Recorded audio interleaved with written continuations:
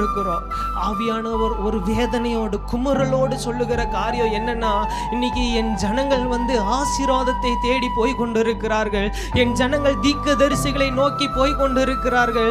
என் ஜனங்கள் நிறைய காரியங்களை, உலகத்தினுடைய காரியங்களை தேடி போய் கொண்டிருக்கிறார்கள். எனக்கு சமாதானம் கிடைக்காதா, எனக்கு சந்தோஷம் கிடைக்காதா, எனக்கு நிம்மதி கிடைக்காதா, என் குடும்பத்தில் ஒரு நிறைவான பலன் கிடைக்காதா, என் பிள்ளைகள் ரட்சிக்கப்பட மாட்டார்களா, இப்படிப்பட்ட அநேக காரியங்களை குறித்ததான கவலைகளை தேடிக்கொண்டிருக்கிறார்கள்.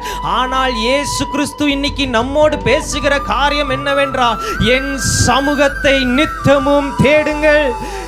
எல்லா ஆசீர்வாதத்தையும் அல்ல, எல்லா காரியங்களையும் அல்ல, என் சமூகத்தை நித்தமும் தேடுங்கள். நம்ம ஆசீர்வாதத்தை தேடுறோம், அநேக காரியங்களை தேடுறோம், சமாதானத்தை தேடுறோம், சந்தோஷத்தை தேடுறோம், எல்லா காரியத்தையும் தேடிக்கொண்டு இருக்கிறோம், நல்லது. ஆனா அவர் சமூகத்துல முழங்கால் படியிட்டு 2 கரத்தை உயர்த்தி ஜெபிக்கிற தேவ பிள்ளைகளுடைய முகத்தை என் கர்த்தர் ஒருபோது வெட்கப்படுத்தி போகவே விட மாட்டார். அவர் நித்தமும் அவர்களோடு கூட இருந்து வழி நடத்துகிற கர்த்தராய் இருக்கிறார்.